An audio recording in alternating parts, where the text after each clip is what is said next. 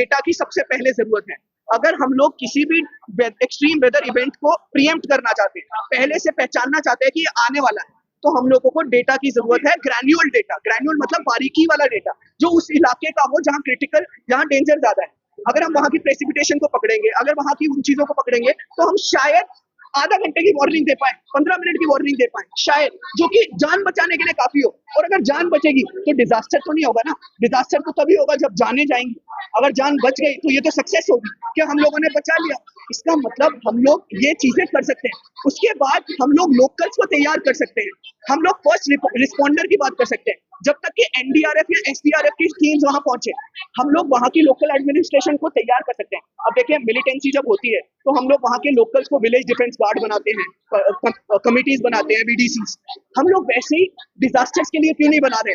जब हमें पता है केदारनाथ से लेके अभी तक ये डिजास्टर लगातार होते जा रहे हैं, तो हम लोग इस तरीके की कमिटीज क्यों नहीं अभी तक एस्टैब्लिश कर रहे? इसका मतलब बहुत सारी चीजें थी जो की जा सकती थी, पर अनदेखा किया जा रहा है इनको, ये बोल के कि ये क्लाउड बस्ट है, और अकाउंटेबिलिटी छोड़ दी जा रही है कि अरे ये तो नेचुरल डिजास्टर है, हम कुछ कर नहीं सकते थे, हम जितना हो सके कर रहे हैं। कितने लोग सिर्फ केदारनाथ में भी आज भी मिसिंग है, कितने लोग चशोटी में आज भी नहीं मिल पाए। उन लोगों का क्या? क्या वो सिर्फ नंबर्स हैं? क्या उनकी जानें मायने नहीं रखती? मैं कह रहा हूँ पैसे से ज्यादा जरूरी है कि इससे हम सीख ले लें, लेसन ले लें, और आगे ये ना हो।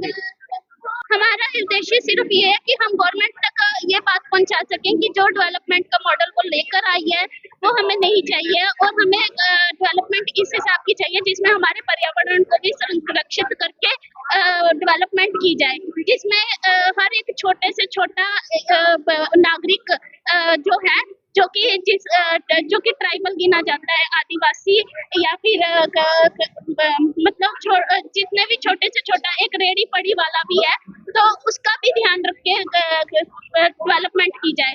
जब हम डेवलपमेंट करते हैं तो सबसे ज्यादा असर जो होता है वो ये गरीबों पे ही पड़ता है।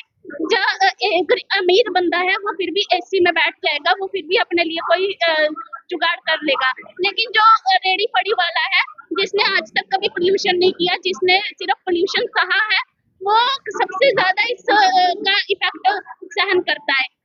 जब बाढ़ आएगी तो जो अमीर बंदा है वो फिर भी कहीं और जाके अपनी जान बचा सकता है, लेकिन जो गरीब बंदा है वो वहीं पे बैठ के अपनी मौत का इंतजार करता है। तो गवर्नमेंट के लिए बहुत ईजी है ये कह देना कि क्लाउड बस्ट हुआ, ये एक नेचुरल डिजास्टर था, ये एक्ट ऑफ गॉड था, लेकिन हम ये कह रहे हैं ये एक्ट ऑफ गॉड नहीं था, ये हमने किया है और हमें इसे रोकना चाहिए।